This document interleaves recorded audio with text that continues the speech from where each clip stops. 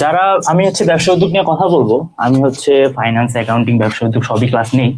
কিন্তু তোমাদের মাঝে মানে তোমাদের মাথায় হয়তো বা আসতেছে এই ভাইরে সরা ব্যবসা উদ্যোগ নিয়ে কে শুনতে চায়, রাইট? That's true. ব্যবসা উদ্যোগ নিয়ে আমি কেন পড়াশোনা করবো, মানে ব্যবসা উদ্যোগ সাবজেক্টে আমি কেন পড়বো? না, আমি তোমাকে বলতেছি না তুমি পড়ো, আমি তোমাকে এনকারেজ করব, আমি তোমাকে আগ্রহ প্রকাশ করব যে হ্যাঁ বানায় লেখো ভাই, বাট বানায় যে লিখবা লজিক্যালি বানায় লেখো, বাট সেই লেখাটা সেরা হতে হবে। সো আমি যদি আমার লাইফের কথা বলি, যে you took the best choice, যে কমার্স নিছো, উই বর্ন টু স্টে অলস, we will for ever stay অলস। So for that you took the best choice, okay? So এখন আমি যদি আমার কথা বলি, যে আমি হচ্ছে ইচ্ছা করে কমার্স নিয়েছিলাম, তারপর কি হয়েছে? তারপর হচ্ছে আমি এক্সাম দিলাম, দিয়ে দেখি যে আমি আমার পজিশন ফার্স্ট, সেকেন্ড যে হয়েছে তার থেকে আমার 100 নাম্বার। ও হ্যাঁ, ভাই কিন্তু নয়ডায় পড়াশোনা করছে, সো নয়ডায় মানুষজনকে চিনবা ভালোই। যাই হোক, তো লিটারেলি আমি এত একটা এফোর্ট দেই নাই, বাট চেষ্টা করছি। মোট কথা হচ্ছে আমি যেটা মানে যেটা তোমাদের মাঝে মাঝে থাকতে পারে, মাথার মধ্যে থাকতে পারে, আচ্ছা কমার্স নিছি, পড়াশোনাটা কম করি, অথবা পড়াশোনা আর কি করে লাভ কি, বা পড়াশোনা করে লাভ কি, আমার হয়তো আমার দ্বারা কিছু হবে না। বাট ওই রকম মোটিভেশন রাখো না, লিটারেলি চালায়া যাও। লিটারেলি তুমি তোমার লাইফের মানে বেস্ট গোলটা অ্যাচিভ করতে পারবে, ওকে? তারপর এসএসসি শেষ করে নরডেমে ভর্তি হওয়ার চান্স পাইছি। সায়েন্সে থাকলে ভাই জীবনে চান্স পাইতাম না হলে, টু বি অনেস্ট। সো তুমি তোমার এলাকার বা তুমি তোমার জেলার বেস্ট যে কলেজগুলা আছে, যেগুলাতে হচ্ছে তুমি যেহেতু সায়েন্সে পড়লে হয়তো বা চান্স নাও পাইতে পারতা, সেই কলেজের বেস্ট এক্সপিরিয়েন্সটা তুমি পাইতে পারো কমার্স থেকে। সেম গোজ ফর ইউনিভার্সিটি, ওটা নিয়ে আমরা না যাই, বাট বাদ বাকি হচ্ছে যে তুমি চালায়া যাও, তুমি মোটামুটি পড়াশোনা করো। আমার কাছে তোমার রিকোয়েস্ট এইটুকুই, ওকে? সো এখন ব্যবসায় উদ্যোগ কি জিনিস? আচ্ছা, ব্যবসায় উদ্যোগ আমি কি করব?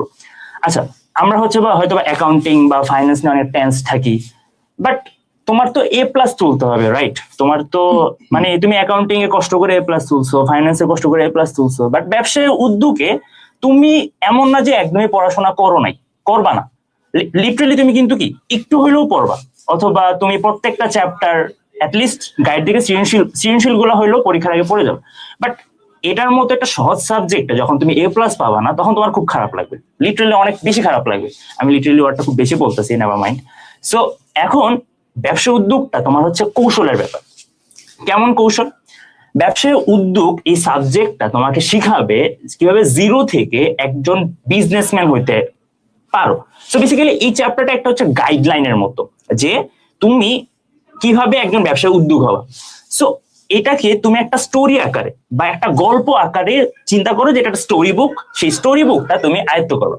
সো আমাদের ক্লাসগুলো ওই রকম ভাবেই করানোর চেষ্টা, মানে আমাদের ইচ্ছা যে ফার্স্ট চ্যাপ্টারটা যেমন ব্যবসায় কাকে বলে, ব্যবসার সাথে তুমি ইন্ট্রোডাকশন হইলা, তুমি ব্যবসা বিজনেস স্টুডেন্ট, তোমার ব্যবসা সম্পর্কে সব জানতে হবে, আসলেই জানতে হবে, যাতে তোমার কেউ আটকাইতে না পারে, ওকে? আর বিজনেস ইজ মানি, তুমি ব্যবসা জানলে তোমার লাইফেও কি অনেক বেশি কাজে লাগবে ইনফরমেশন গুলো। সো বিজনেস জানলা, তারপরে চ্যাপ্টারটা ধরো ব্যবসায় উদ্যোগ কি, ব্যবসায় উদ্যোক্তা কাকে বলে, মানে অন্টারপ্রেনারশিপ বা অন্টারপ্রেনার্স কারা, এটা সম্পর্কে তুমি জানবা। তারপরে হচ্ছে মানে আত্মকর্মসংস্থান, তোমার কিভাবে কর্মসংস্থান হবে। সো তুমি চিন্তা করো, আমি যে মানে অধ্যায়গুলো বলতেছি, ওগুলো কিন্তু লিটারালি এক একটা কি স্টেপের মতো। ব্যবসা সম্পর্কে জানলা, উদ্যোক্তা সম্পর্কে জানলা, আত্মকর্মসংস্থান করলা, তারপর মালিকানার ভিত্তিতে ব্যবসা কয় রকমের হতে পারে সেটা জানলা, এক মালিকানা ব্যবসা, অংশীদারি ব্যবসা, যৌথ ব্যবসা, এগুলো তোমার পড়বা, রাইট? তারপর আসছে কি, তারপর আসছে কি আইনগত দিকগুলা। তুমি এখন এক মালিকানা ব্যবসা শুরু করতে হলে ট্রেড লাইসেন্স দরকার পড়বে, অংশীদারি ব্যবসায় যদি শুরু করতে চাও তাহলে তোমার চুক্তি করতে হবে, যৌথ মূলধনী ব্যবসা, যাই হোক মানে কোম্পানি ব্যবসার ক্ষেত্রে তোমার রেজিস্টার বিলিং থেকে রেজিস্টার ফর্ম গুলা কালেক্ট করে সেগুলো ফিল আপ করে জমা দিতে হবে। তো এমন করে আবার এথিক্স আছে বা মোট কথা হচ্ছে যে এই চ্যাপ্টার গুলা তুমি হচ্ছে উদাহরণের বেসিসে একটা গল্পের আকারে পড়ে পড়ে পড়ে পড়ে রিডিং পড়ার মতো গল্প যেভাবে শেষ করি আমরা, সেভাবে গল্পের মতো করে আগে যাব। তাহলে হচ্ছে কি তোমাদের মানে এই চ্যাপ্টারটা থেকে এ প্লাস পাওয়া মোটামুটি ইজি। সো তোমার টার্গেট অবশ্যই থাকতে হবে পাস করা না, তোমার টার্গেট অবশ্যই থাকতে হবে এই সাবজেক্টটাতে মানে হাইয়েস্ট মার্কস তোলা। আমিও যখন তোমাদের সমান ছিলাম বা এসএসসি তে ছিলাম, তখন হচ্ছে আমার একটা ভয় ছিল যে হ্যাঁ আমি অ্যাকাউন্টিং এ আমি অ্যাকাউন্টে কতগুলো ঘর করতেছি, বা ম্যাথমেটিক্স এর মতো আমার নাম্বার আসতেছে। ফাইন্যান্সে লিটারেলি আমি আবার লিটারেলি ওয়ার্ড ইউজ করছি, সরি। সো ফাইন্যান্সে তুমি সূত্র মুখস্থ করতেছো, তারপর কি টুকটাক থিওরি জানতেছো, তার মাধ্যমে কি তুমি এ প্লাস তুলতে পারতেছো। ব্যবসা উদ্যোগ কি করবো, ব্যবসা উদ্যোগ তো মানে কুত্তার মতো লিখলেও তো মাঝে মাঝে দেখা যায় যে আমি এ প্লাস পাবো না। সো এটা নিয়েও মানে চিন্তা করার কিছু নাই। তুমি ব্যবসা উদ্যোগেও কি এ প্লাস তোলা সম্ভব। কারণ কি তোমার হয়তো বা উদ্দীপকে লেখা থাকবে যে এই ব্যবসাটা মালিকানার ভিত্তিতে কি ধরনের ব্যবসা, তুমি লেখলা এক মালিকানা ব্যবসা, তোমার টিচার ওই উটটুক দেখে তোমাকে নাম্বার দিয়ে দিবে। 3 নাম্বারের কোশ্চেন হলে 3 দিবে অথবা 2.5 দিবে, অথবা 4 নাম্বারের কোশ্চেন হলে মানে তুমি অ্যাটলিস্ট 3 পাবাই।